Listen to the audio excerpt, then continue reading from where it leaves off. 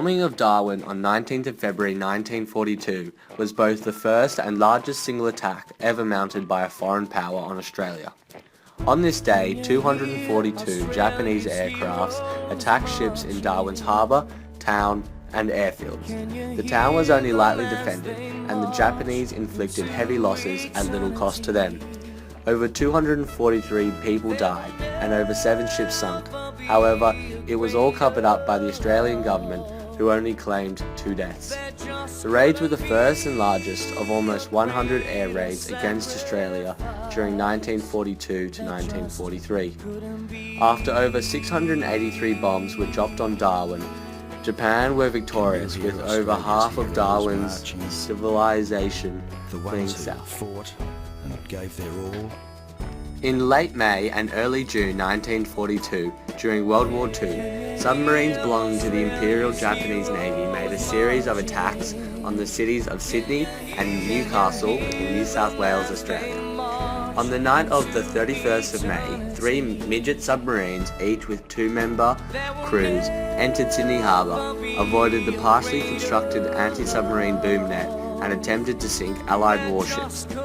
2 of the midget submarines were detected and attacked before they could successfully attack any Allied vessels, and the crews committed suicide. These submarines were later recovered by the Allies. The 3rd submarine attempted to torpedo the heavy cruiser USS Chicago, but instead sank the converted ferry HMAS Kuttabul, killing 21 sailors. This midget submarine's fate was unknown until 2006, when amateur scuba divers discovered the wreck of Sydney's northern beaches. The Japanese soldiers received full military honour in Australia before their cremation was flown back to Japan. This was an attack on Australia's biggest city and was uncontainable by the government, scaring the Australian citizens. Previously to 1942, the Australian Homefront felt secure due to the false sense of security supplied by the British military, embodied in the naval base at Singapore. This security was soon proven to be fragile when the Japanese took Singapore, shocking Australia's home front into defence. Through the new mobilised Australian demeanour, a defensive plan was established, and civilians started to work for the nation's own benefit as well as the soldiers in far-off countries. General Douglas MacArthur was employed to set up Australia's defensive plan, to ward off the Japanese and keep them contained. One of the major strategies employed allowing the Japanese to take Darwin and set up a defensive line halfway across the country.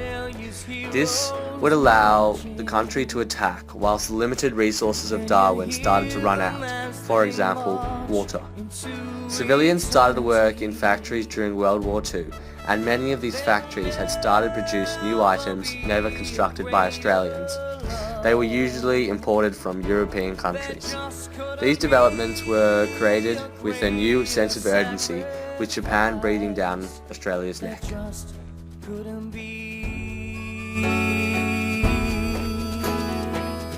Can you hear Australia's heroes marching?